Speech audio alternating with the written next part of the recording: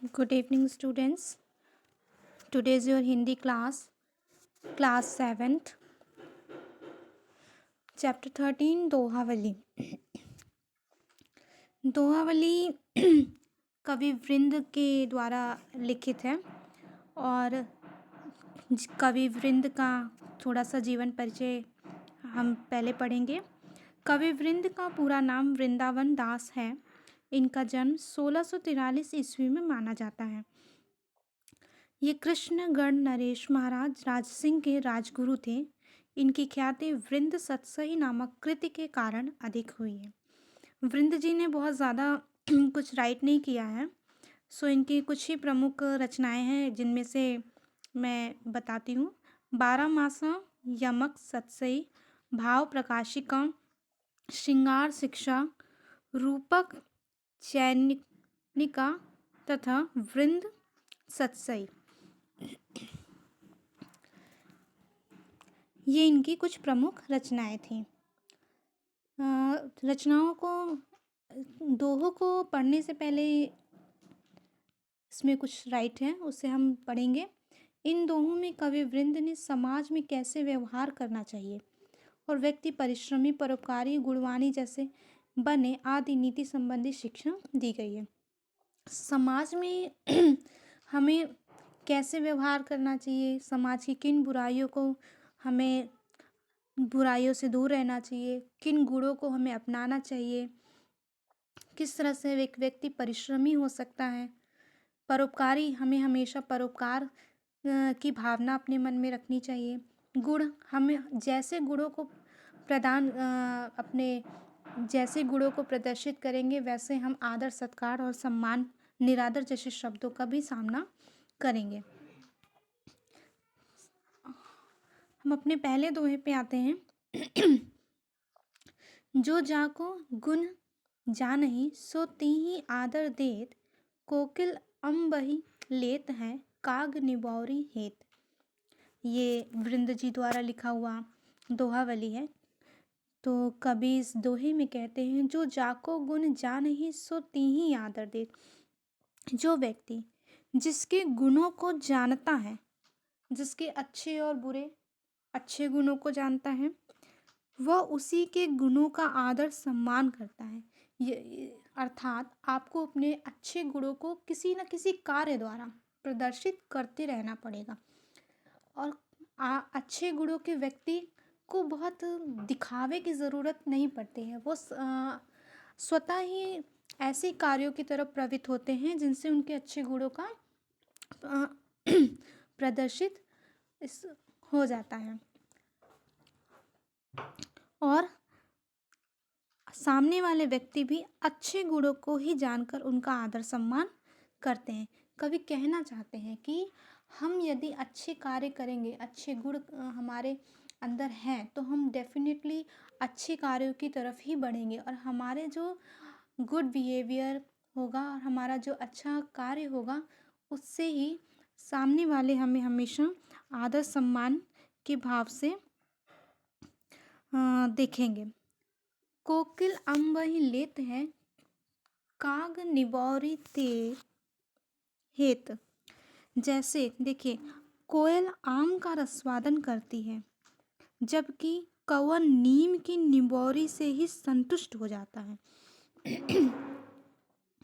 कहने का मतलब है कि कोयल जो बहुत ही मीठी वाणी से अपने हम सबको लुभोहित करती है, वो आम के रस का स्वादन करती है, जबकि कौवा क्या करता है, नीम की निबौरी से ही संतुष्ट. नीम का निबौरी का स्वाद, आप कितना कड़वा स्वाद होता है, फिर भी कौवा क्या करता है, उस नीम की निबौरी के रस को ही चूस करके संतुष्ट हो जाता है.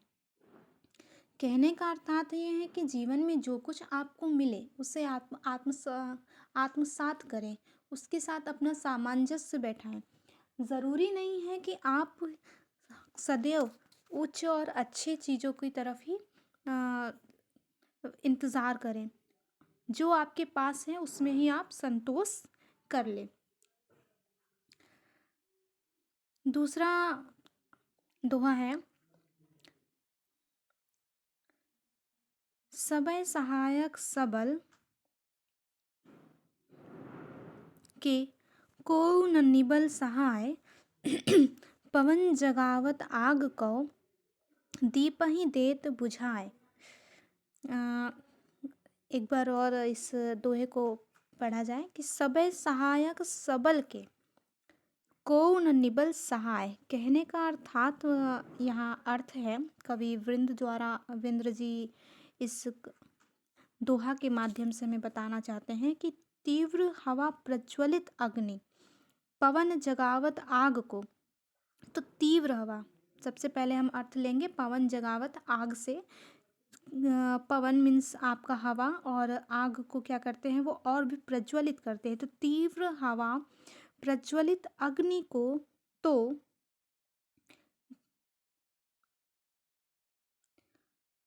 अधिक प्रचंड बना देती है।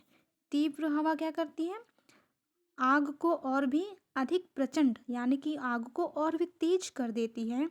लेकिन वही हवा दीपहि देत बुझाए, वही हवा क्या करती है, दीपक को बुझा देती है। इस प्रकार इसमें लिखा है कि इस संसार का यही नियम है कि सबय सहायक सबल के कोउ न निबल सहाय। इस प्रकार इस संसार का यही नियम है कि बलवान व्यक्ति की सहायता करने के लिए कई लोग सामने आते हैं। सबय सहायक सबल के, सबल का मतलब बलवान, बल के साथ, सबल बल के साथ। तो बल के साथ अर्थात बलवान व्यक्ति की सबय सहायता करने के लिए कई लोग सामने आते हैं।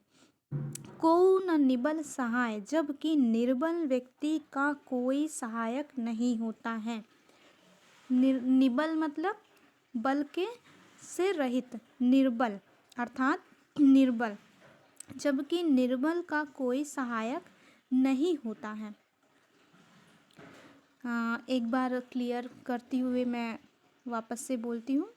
अर्थ है सबय सहायक सबल के, पहले हम इस कवि ने इसमें पवन और अग्नि और दीपक का एक उदाहरण देते हुए अपनी बातों की पुष्टि की है। तो पहले हम उदाहरण से उनके चलेंगे और उसके बाद हम पूरा कंप्लीट करेंगे।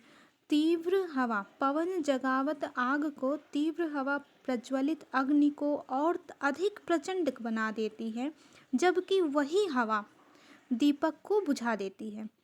इसी प्रकार इस संसार का भी यही नियम है कि बलवान व्यक्ति की सहायता के लिए कई लोग सामने आते हैं, जबकि निर्बल का कोई सहायक नहीं होता है। इसी तरह हम नेक्स्ट दोहा वली पे आएंगे। अपनी पहुँच विचारी के, अपनी पहुँच विचारी के कर्तव्य करिए दौर, लेते पाँव पसारिए जेती लांबी सौर। अपनी पहुँच विचारी के कहने का मतलब आप अपने आप को पहले ये समझिए कि आप कितने ऊंचे तक या कितने दूर तक या फिर कितनी स्थान तक आप कार्य को कर सकते हैं। सर्वप्रथम स्वयं का परीक्षण करें कि अपनी पहुंच विचार के कि आप कितने दूर तक किसी कार्य को करने में समर्थ हैं, और उसके अनुसार ही अपने कार्य को प्रतिबिंबित करें। व्यक्ति के पास तेते पाँव पसारिए जेते लांबी सौर, कहने का अर्थात यहाँ पे है कि उतना ही आप आगे बढ़िए जितना आप समेट सकें। किसी चीज़ को उतना ही आप फैलाइए जिसके अंदर आप उसको बाद में वापस एक स्थान पर एकत्रित भी कर सके।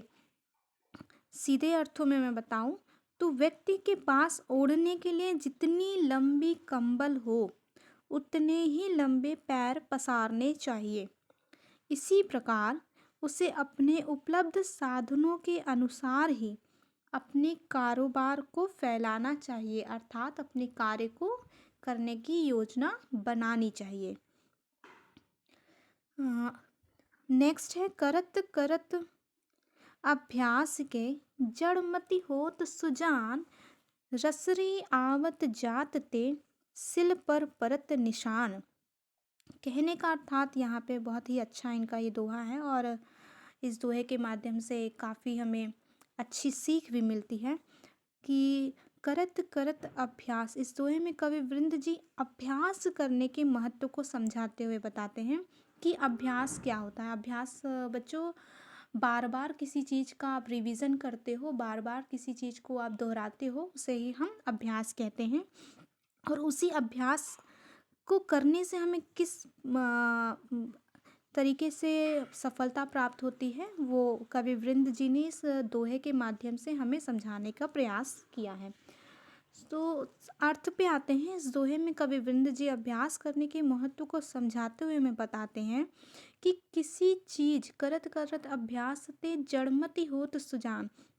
किसी भी चीज को हासिल करने के लिए अभ्यास करना या साधना करना बेहद ज़रूरी होता है, क्योंकि क्योंकि असाध्य साधना और अभ्यास करने से ही असाध्य कार्य और कठिन से कठिन काम भी सिद्ध हो जाते हैं। उसी प्रकार जैसे किसी रस्सी का बार बार किसी पत्थर पर आना जाना होने पर उस पत्थर जैसी चीज पर भी निशान पड़ने लगता है। पत्थर पर भी एक रस्सी निशान बना सकती है बार बार घिसाव से। ठीक उसी प्रकार अगर हम बार बार किसी कार्य के प्रति अपना अभ्यास जारी रखें तो निश्चित तौर पर हमें एक ना एक दिन सफलता प्राप्त होगी। नेक्स्ट है सरस्वती के भंडार की बड़ी अपूरब बात, जो खर्चे त्यों त्यों बढ़े बिन खर्चे घट जात। नेक्स्ट एंड आखिरी लास्ट आपका है, कवि वृंद जी इस दोहा के माध्यम से हमें सरस्वती जी के बारे में, अर्थात आपके ज्ञान भंडार, सरस्वती माँ ज्ञान भंडार की प्रतीक मानी जाती हैं और उनसे ही ज्ञान का प्रसार हुआ है। तो उनके बारे को उनको लेकर के इन्होंने उनकी विशेषता, ज्ञान के भंडार के बारे में विशेषता बताते हुए उन्होंने बताया है कि सरस्वती के भंडार की बड़ी अपूरब बात। कहने का मतलब है कि सरस्वती यानी ज्ञान के भंडार की एक विशेषता है कि जो खर्चे त्यों त्यों बढ़े बिन खर्चे घट जात। जितना अधिक हम किसी दूसरे से अपने ज्ञान का साझा करेंगे उतना ही अधिक वह हमारे साथ हमारे ज्ञान बढ़ता जाएगा, हमारे ज्ञान का प्रसार होगा। यदि ज्ञान की जानकारी साझा न की जाए तो यह निरंतर घटती भी है। यह अर्थात ज्ञान को जितना एक दूसरे से हम बांटेंगे, एक दूसरे में हम साझा करेंगे, एक दूसरे में हम पहुंचाने का प्रयास करेंगे, उतना ही वो हमारे ज्ञान में वृद्धि होगी। यदि हम अपने ज्ञान को समेट कर केवल अपने तक ही रखने का प्रयास करेंगे तो वो निश्चित तौर पर ज्ञान का आपके अंदर घटाव होता ही जाएगा। Okay students, today's your chapter is complete.